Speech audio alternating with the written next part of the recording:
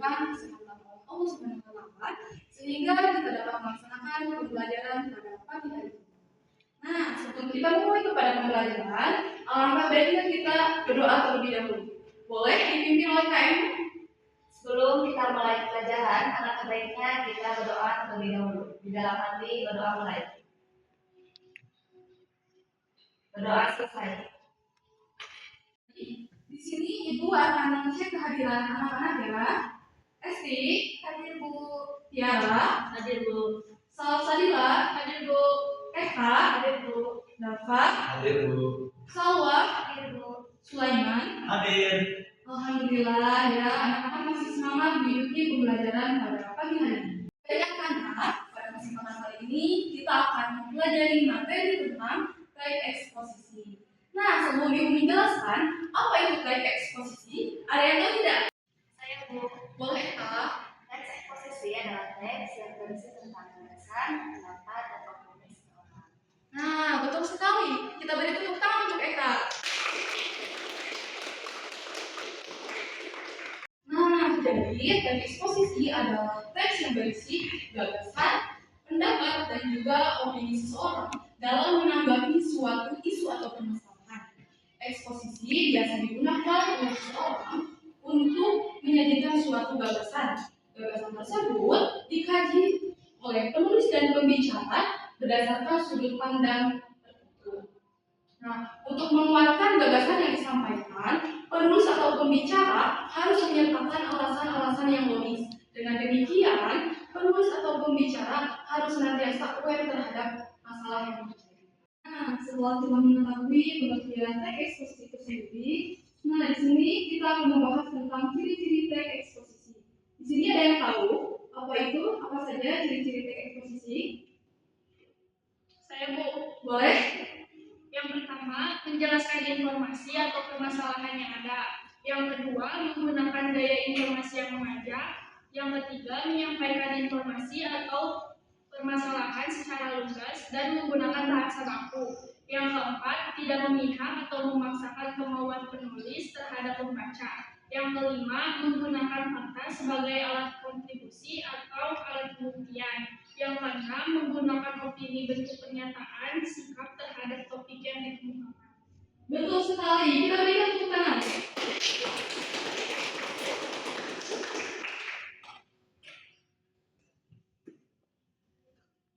Nah, setelah kita mengetahui pengertian dan juga ciri-ciri teks eksposisi, di sini dalam teks eksposisi itu terdapat struktur. Nah, apakah ada yang tahu? Boleh Salma? Struktur itu ada tiga. Yang pertama itu pernyataan pendapat atau tesis. Itu merupakan dasar utama atau prediksi penulis tentang sebuah permasalahan atau berdasarkan fakta. Yang kedua ada argumentasi, yaitu merupakan penjelasan secara lebih mendalam dari pernyataan pendapat atau tesis yang diyakini kebenarannya oleh penulis melalui pengungkapan fakta-fakta sebagai penjelasan argumen penulis. Yang terakhir yaitu ada penegasan ulang pendapat, yaitu merupakan penguatan kembali atas pendapat yang telah ditunjang oleh fakta-fakta dalam bagian argumentasi serta menambah rekomendasi atau saran terhadap permasalahan yang diangkat. Nah, betul sekali ya bahwasanya struktur dalam teks eksposisi itu ada tiga. Yang pertama apa? Tesis Bu. Ya, tesis atau pendapat. Yang kedua, Argumentasi. yang ketiga, Penegasan ulang. betul sekali. Setelah kita mengetahui pengertian, ciri-ciri, dan juga struktur teks eksposisi, di sini Ibu akan memberikan tugas yang terdapat di dalam LKS. Nah, di sini juga Ibu akan membentuk kelompok ya. Boleh Eka, Salsabila, Tiara, dan juga Esti untuk bergabung dengan kita. Kemudian Sulaiman, Salwa, dan juga Dafa kelompok 2 ya, boleh bergabung.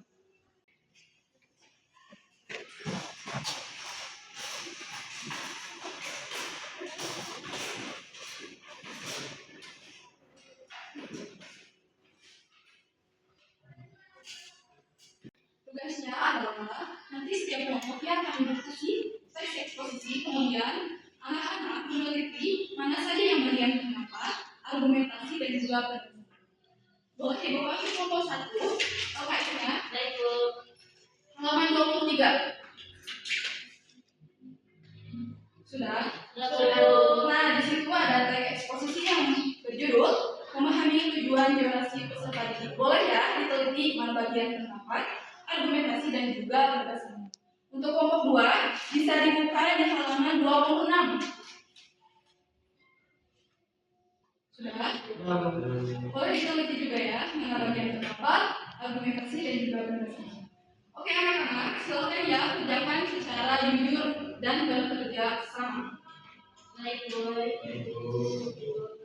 Makanya yang dari sekolah sampai dengan itu menurut kita itu pendapat. Kita ya, ya boleh.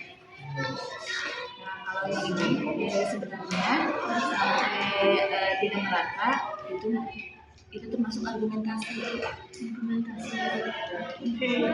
Kalau yang terakhir, yang akhirnya kita memahami sampai masyarakat itu merupakan penegasan.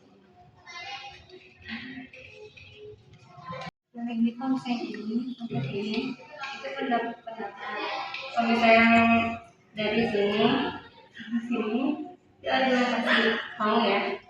Kalau yang ini sampai sini itu penegasan ulang kamu ini aku. Jadi anak-anak, apakah ada kesulitan dan apakah ada yang ditanyakan? Saya dulu. Boleh Pak? Saya dulu pulang. Nanti ya, sekarang belum waktunya. Selain dapat masih ada? Saya Bu, Boleh?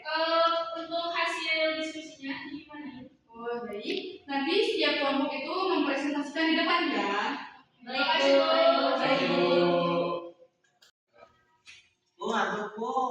Nah, nampaknya anak-anak sudah ngantuk ya. Baik, sekarang kita ice breaking saja ya.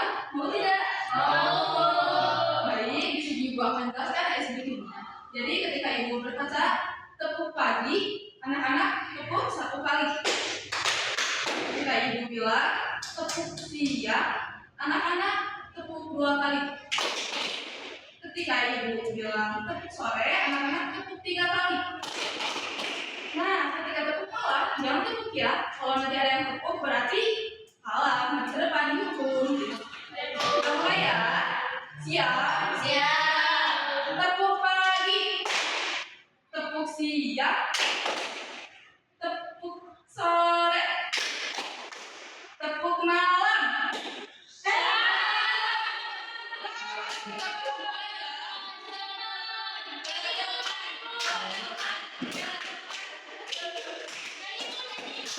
Hukumannya nyanyi balonku tapi pakai o. Ayo, bertepuk ya.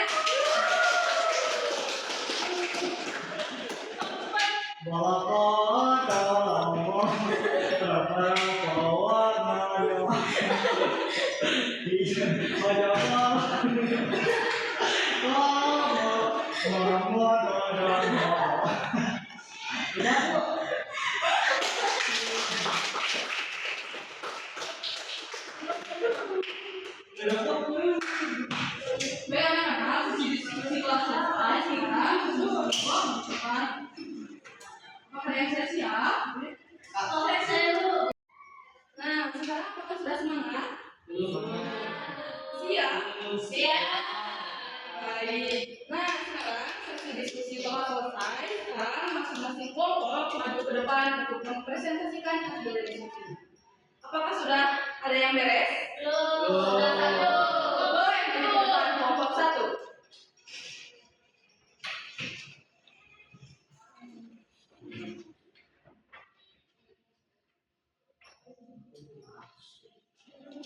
Assalamualaikum warahmatullahi wabarakatuh.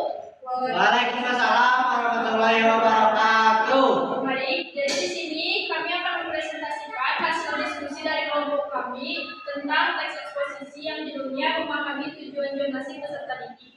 Saya akan membacakan bagian dari pendapat. Sekolah, terutama sekolah negeri, merupakan salah satu layanan publik. Layanan publik harus memiliki 3 aspek, yaitu non-rivalry, non-exclusivity, dan non-discrimination. Artinya, tidak boleh dikompetisikan secara berlebihan, tidak boleh dieksklusifkan untuk orang atau kalangan tertentu, dan tidak boleh ada praktik diskriminasi sistem zonasi, mari kita bijak dalam menyikapi masalah ini dengan memahami tujuan zonasi. Paragraf 2, persoalan pendidikan kita saat ini adalah hasil dari kebijakan pendidikan sebelumnya. Saat ini, pendidikan kita menghadapi beberapa masalah. Di antaranya, pertama, adanya label sekolah favorit dan sekolah tidak favorit. Kedua, fenomena peserta didik yang tidak bisa menikmati pendidikan di dekat rumahnya karena faktor pencapaian akademik. Ketiga, adanya sekolah yang kelebihan siswa. Di sisi lain, ada sekolah yang kekurangan siswa. Keempat, beberapa pendidik harus mencari jam di sekolah lain, bahkan sampai mutasi hanya untuk memenuhi jam mengajar dan masih banyak lagi.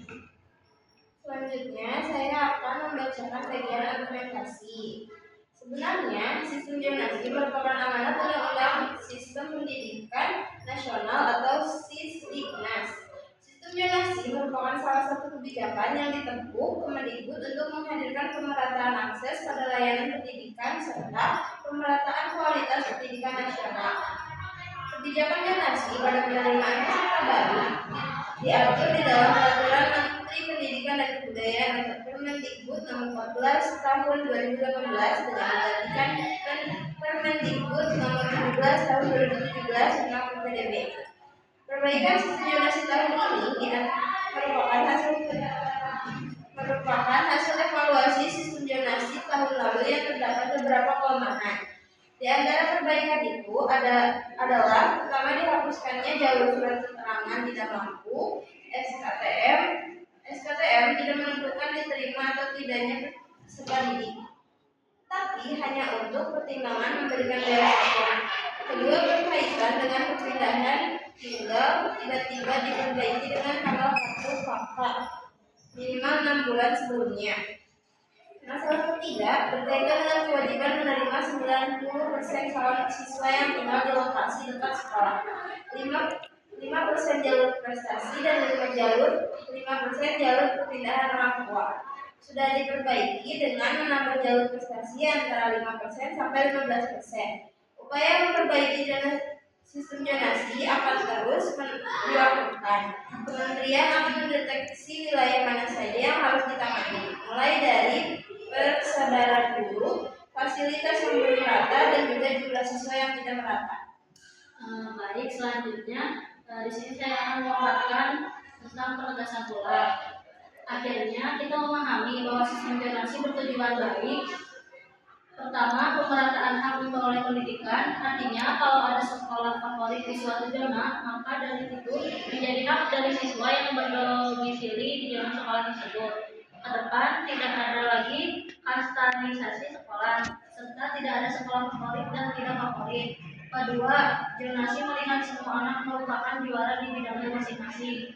Dengan sistem zonasi, sekolah maupun orang tua mampu melihat dan mengembangkan potensi anak dimanapun mereka bersekolah.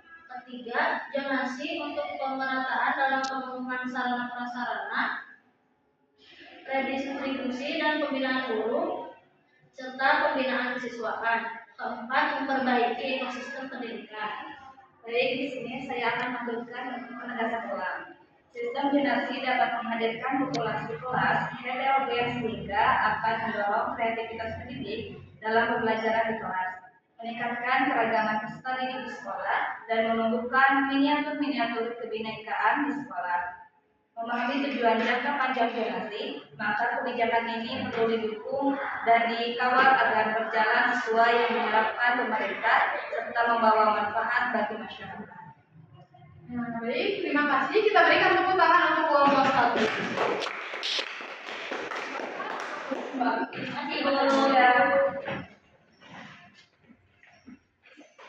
Langsung saja untuk kelompok 2 di depan.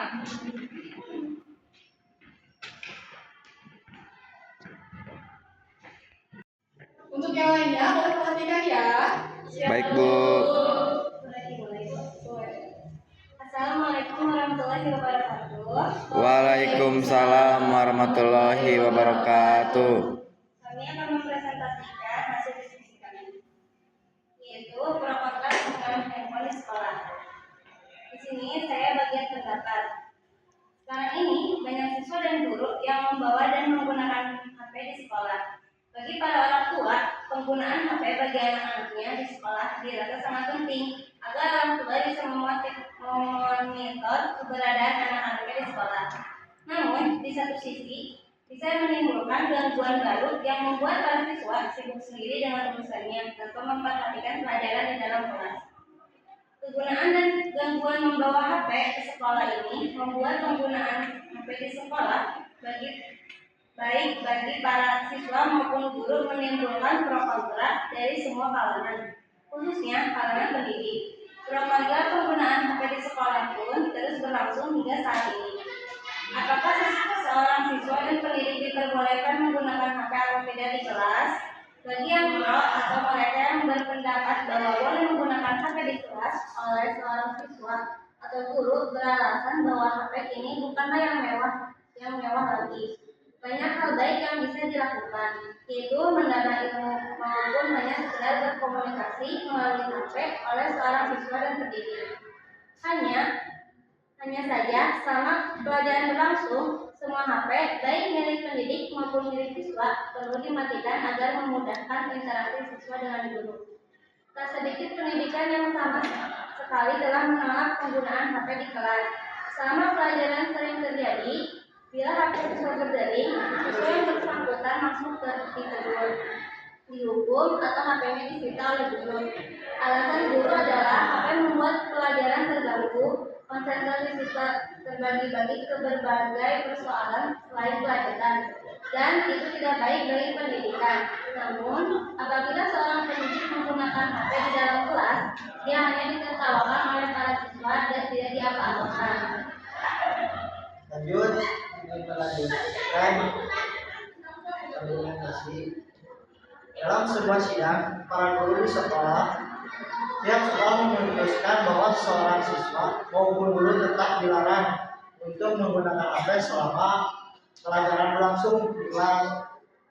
Itu artinya HP masih boleh digunakan di sekolah di luar pembelajaran. Pada saat itu, pikiran kami semua adalah yang terjadi apabila para siswa dan guru menggunakan HP selama jam pembelajaran.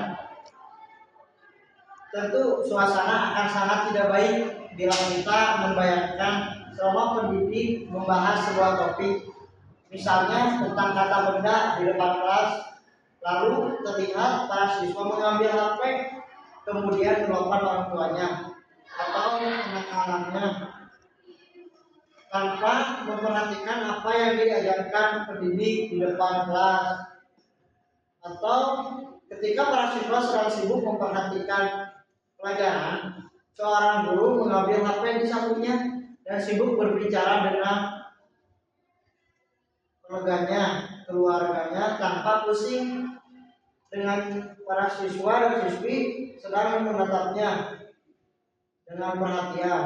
Keadaan seperti inilah yang kemudian membuat banyak pendidik di sekolah di Indonesia memutuskan bahwa penggunaan HP apapun bentuknya, baik untuk bicara maupun untuk memberikan pesan selama pembelajaran sedang berlangsung di kelas tetaplah dilarang. Itu juga memerlukan keputusan kami yang berlaku baik untuk para siswa maupun pendidik. Dan saya akan menunjukkan penegasan debat. Pada umumnya, semua pendidik sepakat bahwa HP merupakan sebuah teknologi yang mengatur penggunaannya semua manusia. Hanya penggunaannya perlu diperhitungkan situasi dan kondisi dan waktu. Ini patut diakui bahwa HP telah membuat komunikasi di dunia sedemikian efektif dan efisien. Bagi para siswa yang belajar asing pun kini tersedia layanan SMS Translate melalui handphone. Dalam SMS Translate, para siswa bisa mengetahui penerjemahan kalimat-kalimat di berbagai bahasa dalam waktu singkat. Maka terdapat pernyataan apakah para siswa dan guru bisa membawa ke sekolah.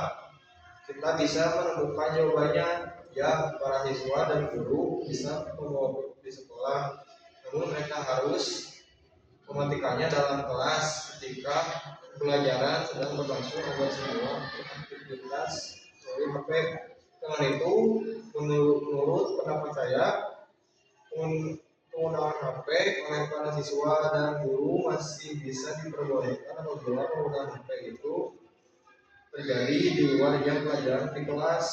Meskipun demikian, hendaknya penggunaan HP tidak terganggu dan situasi kondisi yang sedang terjadi bila mana situasi dan kondisi itu membutuhkan konsentrasi penuh, misalnya dalam sebuah pertandingan yang bersifat serius dan belum di sekolah.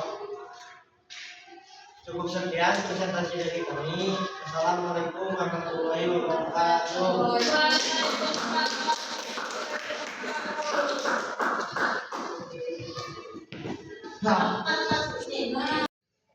Boleh anak-anak posisi duduknya dikembalikan seperti semula lagi ya.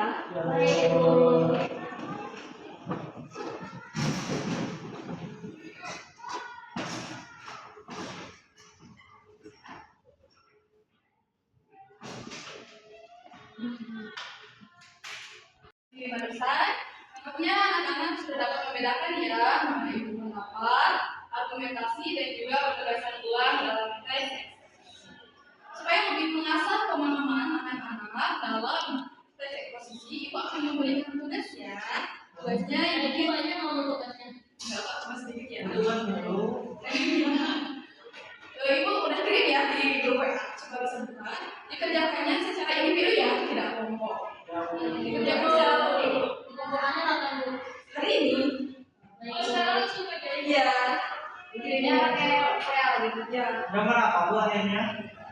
Assalamualaikum.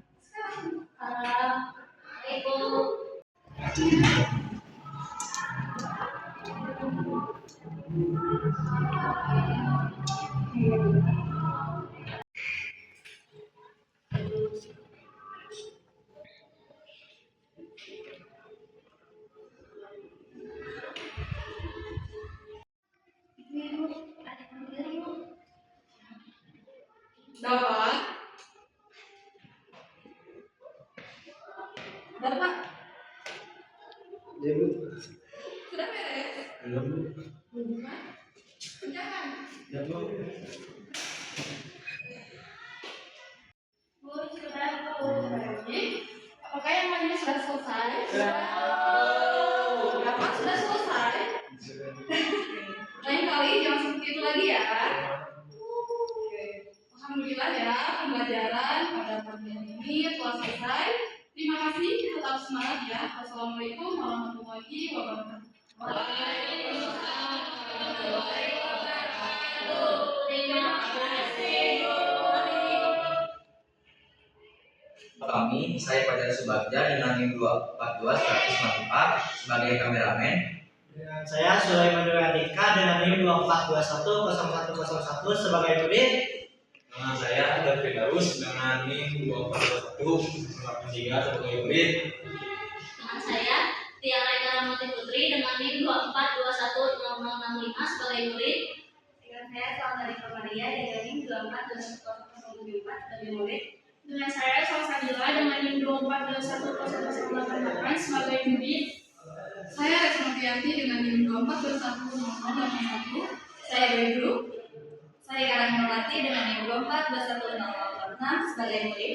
Saya Esti Masito dengan NIM 24210061 sebagai murid. Sekian dari kelompok kami. Wassalamualaikum warahmatullahi wabarakatuh.